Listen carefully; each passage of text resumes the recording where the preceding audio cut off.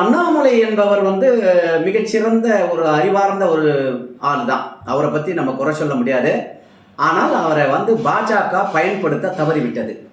ஏனெனில் பாஜகவில் இருக்கின்ற இளைஞர்கள் அத்தனை பேருமே அண்ணாமலை என்கின்ற அந்த ஒற்றை மனிதனை நேசித்து எல்லோரும் பாஜகவுக்கு உள்ள வந்தாங்க. எக்கச்சக்கமான இளைஞர்கள் அவரை பின்தொடர்ந்தார்கள். அவருடைய ஃபாலோவர்ஸாக நிறைய பேர் இருந்தாங்க. அப்படிப்பட்ட ஒரு மனிதனை, அப்படிப்பட்ட ஒரு தலைவன் தான் அவர் மிகப்பெரிய தலைவனாக வரக்கூடியவர். இப்போ நான் ஏன் அந்த கேள்விக்கு பதில் சொல்கிறேன்னா, மிகப்பெரிய தலைவனாக வரக்கூடிய ஆள் தான் அவரை அதிமுகவினுடைய பேச்சை கேட்டு அவர் வகித்து வந்த தலைமை பதவியிலிருந்து அவரை கீழே இறக்கி அவரை அவமானப்படுத்தி அவருக்கு எந்த பதவியுமே கொடுக்காமல் அவரை புறக்கணிச்சது பாஜக, அதாவது தமிழ்நாடு பாஜக. இந்த தமிழ்நாடு பாஜகவில் இருக்கின்ற ஒரு 4 தலைவர்கள் இருக்கிறார்கள்.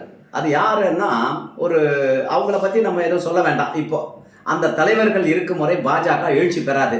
அந்த 4 பேரை கண்டிப்பாக பாஜக எடுத்துட்டு வேறு ஒரு புது நபர்களை உள்ள கொண்டுட்டு வந்தால் தான் பாஜக இங்கே தமிழ்நாட்டில் சோபிக்கும். இல்லை என்றால் பாஜக நிச்சயமாக இதுக்குள்ள வராது. ஆனால் கண்டிப்பாக இப்பவும் சொல்கிறேன், திமுக அதிமுக இது ரெண்டுமே அண்ணாமலையினுடைய வருகையால் கண்டிப்பாக அழிவு அவர்களுக்குத்தான் இருக்கிறது, விஜய்க்கல்ல. கண்டிப்பாக வரும் காலங்களில் விஜய்க்கு போட்டியாளராக அண்ணாமலை மட்டும்தான் இருப்பார். அப்படிங்கிறது விஜய் விசஸ் அண்ணாமலை தான். கண்டிப்பா இதை மாற்றவே முடியாது. இது எழுதப்பட்ட விதி. ஏன்னா 70 ஆண்டு 100 ஆண்டுக்கு பிறகு இப்படிப்பட்ட ஒரு தலைமுறையினர் நிச்சயமாக ஆட்சிக்கு அதிகாரத்துக்கு வருவார்கள். இது எழுதப்பட்ட விதி.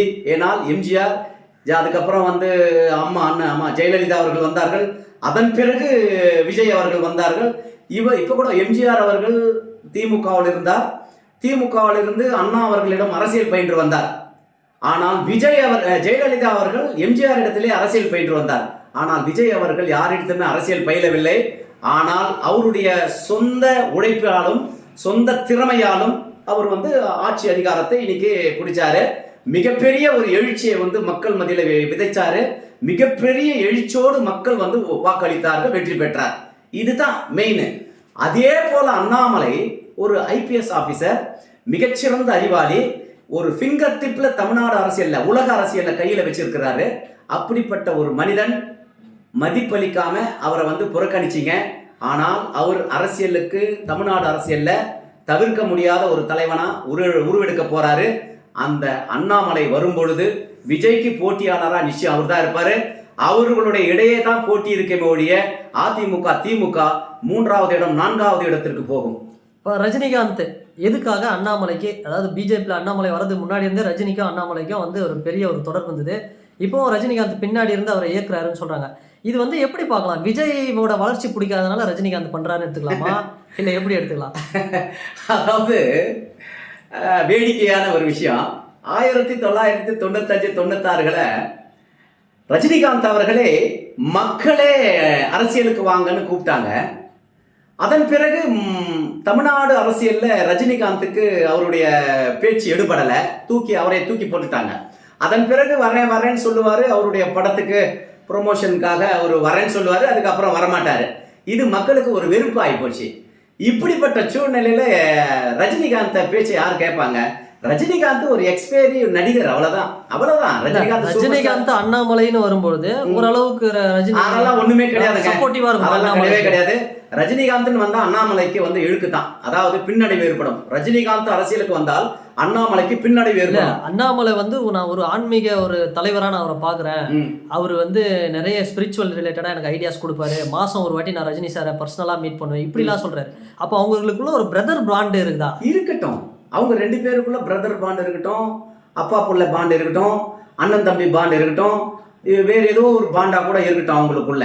ஆனால் அரசியல்னு வரும்பொழுது ரஜினிகாந்தை முன்னிறுத்தி அண்ணாமலை தமிழக அரசியலுக்குள் வந்தால் நிச்சயமாக பின்னடைவை சந்திப்பார். இதை எழுதி வைத்துக் கொள்ளுங்கள். ஏனெனில் ரஜினிகாந்த் என்கின்ற ஒரு மனிதனை தமிழ்நாடு மக்கள் தூக்கி எறிந்து எத்தனையோ வருடங்கள் ஆகிவிட்டது. மீண்டும் அவரை இதை கொண்டு வந்தா மக்களுக்கு வெறுப்பு உணர்ச்சி வந்துடும். ஆகையால அண்ணாமலை தனித்துவமா தனித்துவத்தை காட்டி இளைஞர்கள் மத்தியில அவருடைய அதாவது அவருடைய அறிவை இளைஞர்கள் மத்தியில விதைத்தாலே போதும்.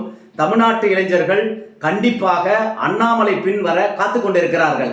எப்படிக்கு ஒரு விஜய்க்கு ஒரு எழுச்சி வந்ததோ அதே மாதிரி ஒரு எழுச்சி அண்ணாமலைக்கு நிச்சயமா வரும் என்பதை நான் தெரிவித்துக் கொள்கிறேன். கடைசியா ஒரு கேள்வி, அண்ணாமலை, விஜய், சீமான் இந்த 3 தமிழர்களும் வந்து இனி வரும் தேர்தல்களை தமிழர்களுக்கான தேர்தலா இருக்க போது இது எப்படிப்பட்ட இது ஒரு ஆரோக்கியமான விஷயமா தமிழ்நாட்டுக்கு? கண்டிப்பா சீமான் அவர்கள் ஒரு அருமையான மனிதர். அவருடைய கொள்கைகள், அவருடைய கோட்பாடுகள் தமிழனுக்கு ஒரு வரப்பிரசாதம். ஆனா அந்த மனிதனுடைய அவருடன் இருக்கின்றார்கள் இல்லையா, இந்த சாட்டை முருகன் சில பேர் இருக்கிறாங்க. இவர்களால சீமானுடைய அரசியல் ரொம்ப பின்னுக்கு தள்ளப்பட்டது. இவர்களெல்லாம் அவர் ஒதுக்கி வச்சிருக்கணும். சீமானுடைய பேச்சை மட்டுமே மக்கள் மத்தியில கொண்டுட்டு போயிருந்தா இது மிகச்சிறந்த ஒரு எழுச்சியாளரா இன்னைக்கு சீமான் இருந்திருப்பாரு. அது இல்லாத சீமான் அரசியலை வந்து விஜயனுடைய வருகை சீமானை வந்து பின்னுக்கு தள்ளிருச்சு. இதுதான் உண்மை. அவர் 8% 8.5% வாக்கு சதவீதம் இருந்தது சீமானுக்கு. இன்னைக்கு 3% வாக்குக்கு வந்துட்டாரு. அப்போ 5% ஓட்டு வந்து விஜய் பக்கம் போயிருச்சு. அது மட்டும் இல்லை, அதாவது பூர்வக்குடி மக்கள் இருக்காங்க இல்லையா, ஆதி திராவிடர் மக்கள், இன்னும் இருக்கின்ற அந்த சமுதாயத்தை எஸ்சி பட்டியலின மக்கள் எல்லாருமே விஜய் பின்னாடி போயிட்டாங்க.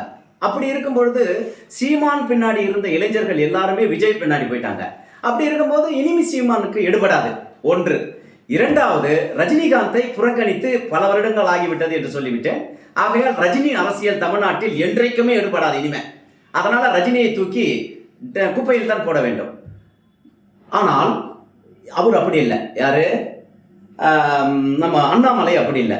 அண்ணாமனுடைய வருகை மிகச்சிறந்த ஒரு இடத்தை தமிழ்நாடு அரசியல்ல மிகச்சிறந்த இடத்தை பிடிப்பார்.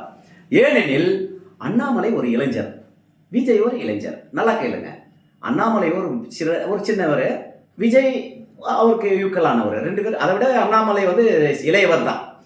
ஆனால் இருந்தாலும் இவர்கிட்ட கவர்ச்சி இருக்கிறது. யார்கிட்ட? விஜய் கிட்ட. ஒரு கவர்ச்சி இல்லை. அப்புறம் விஜயை தான் சொல்றாரு, அண்ணனா பாக்குறாங்க, தம்பியா பாக்குறாங்க, மறுபடியும் வந்து ஒரு தோழனா பாக்குறாங்க, தான் விட்டு புள்ளையா பாக்குறாங்க, ஒவ்வொருத்தரும் தான் பேரனா பாக்குறாங்க விஜய. ஆனால் இவர் அப்படி இல்லை. இவர் வந்து அரசியல் ஞானி. அண்ணாமலை முதிர்ந்த அரசியல் ஞானி. இவரை போன்ற அரசியல்வாதி தமிழகத்தில் இனி பிறக்க போவது இல்லை. ஏனெனில் அறிவார்ந்த அரசியலை கையில் எடுப்பார். சீமான் இருக்கிறாரு, பட் சீமானை வந்து ஏற்றுக்கொள்ளவில்லை மக்கள். ஆனால் அருமையான ஒரு அதாவது ஃபிங்கர் டிப்ல தமிழ்நாடு அரசியல் மட்டும் இல்லை, நான் தான் ஏற்கனவே சொல்லிட்டேன், உலக அரசியலை ஃபிங்கர் டிப்ல வச்சிருப்பாரு அண்ணாமலை. அப்படிப்பட்ட ஒரு அறிவார்ந்த ஒரு மனிதன் தமிழ்நாடு அரசியலுக்கு வர வேண்டும்.